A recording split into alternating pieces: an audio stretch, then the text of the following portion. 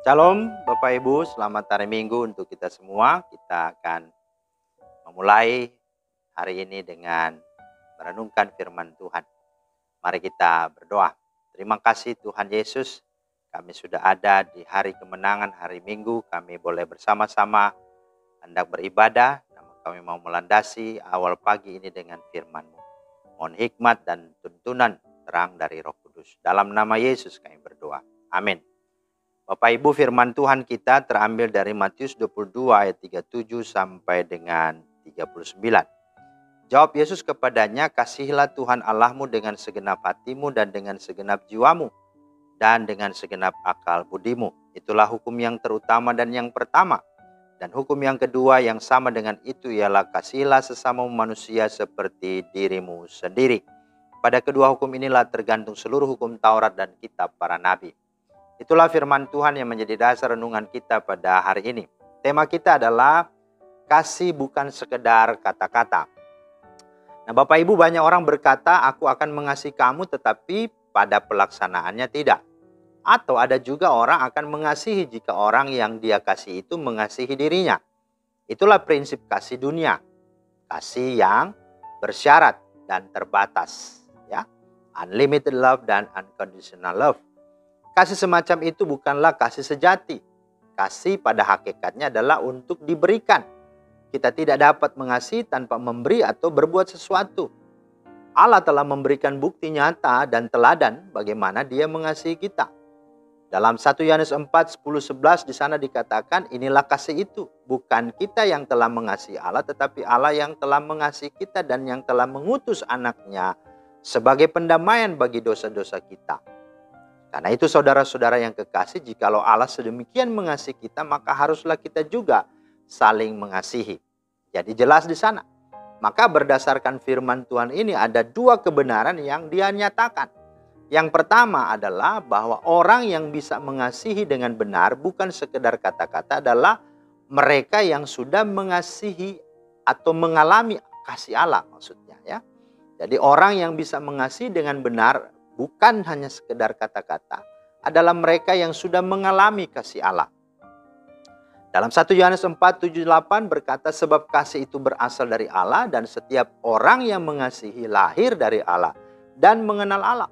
Barang siapa tidak mengasihi, ia tidak mengenal Allah, sebab Allah adalah kasih. Jadi, di sini jelas bahwa meskipun kasih itu universal, tapi kepada siapa kasih sejati itu tinggal dan hidup serta berdiam, tentulah tidak kepada semua orang. Ya, tidak kepada semua orang.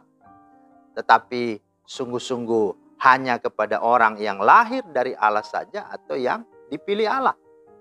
Ya, itu. Yang kedua, bahwa orang yang sudah mengalami kasih Allah, yang sudah lahir dari Allah itu pasti akan mengasihi. Setidaknya 3 pihak. Apa itu dan siapa? Yakni pertama mengasihi Allah, yang kedua mengasihi sesama, dan mengasihi musuh. Mengasihi Allah artinya sebagaimana firman Tuhan katakan di sini. Kasihilah Tuhan Allahmu dengan segenap hatimu, segenap jiwamu, segenap kekuatan dan akal budimu. Ini artinya kita harus mengasihi Tuhan dengan seluruh dan sebulat-sebulat hati, dengan segenap-segenap kekuatan kita. Ya, seluruh energi kita, semua potensi kita. Ia harus menjadi prioritas lebih dari segala yang ada. Dan bukti utama kita mengasihi Tuhan adalah melakukan perintah-perintahnya dan hidup dalam ketaatan. Yohanes 14:15 berkata, jikalau kamu mengasihi aku, kamu akan menuruti segala perintahku. Jadi itu jelas di sana. Yang kedua, mengasihi sesama. Yesus berkata, kasihilah sesama manusia seperti dirimu sendiri. Bila kita menyebut diri orang Kristen atau orang percaya, kita harus mengasihi saudara yang lain, sesama kita dengan tindakan yang nyata, yang real, yang sungguh-sungguh konkret, bukan kata-kata. Sebagaimana dalam 1 Yohanes 3, 17, 18, barang siapa mempunyai harta duniawi dan melihat saudaranya menderita kekurangan tetapi menutup pintu hatinya terhadap saudaranya itu, bagaimanakah kasih Allah dapat tetap di dalam dirinya? Anak-anakku, marilah kita mengasihi bukan dengan perkataan atau dengan lidah, tapi dengan perbuatan dan dalam kebenaran. Ya, kita sering jumpai orang Kristen juga banyak bersikap cuek dan tidak peduli terhadap orang-orang sekitar. yang hidup dalam kekurangan, bahkan sengaja untuk menjaga jarak karena mungkin takut diganggu dan seterusnya. Tapi apakah itu kasih yang sejati? Dan yang ketiga, mengasihi musuh. Ya, suka tidak suka, mau tidak mau, itulah sesungguhnya kasih yang menjadi harga yang harus kita bayar. Kita diperintahkan untuk mengasihi musuh. Orang yang telah menyakiti, bahkan orang yang melukai hati kita sekalipun. Orang yang membuat kita menderita. Ya, mungkin kita katakan, wah benar-benar saja. Tapi itulah perbedaannya kekristenan dengan kepercayaan atau agama atau apapun. Ya, aliran lainnya. Firman Tuhan berkata, kasihilah musuhmu, berbuatlah baik kepada orang yang membenci kamu. Mintalah berkat bagi orang yang mengutuk kamu. Dan berdoalah bagi orang yang mencaci kamu.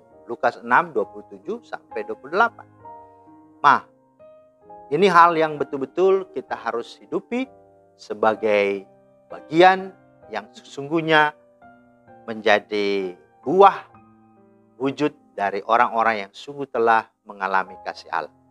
Dan ingat, orang yang melakukan itu, dia sungguh-sungguh hanya bisa dan dapat melakukannya apabila dia sudah mengalami kasih Allah itu sendiri.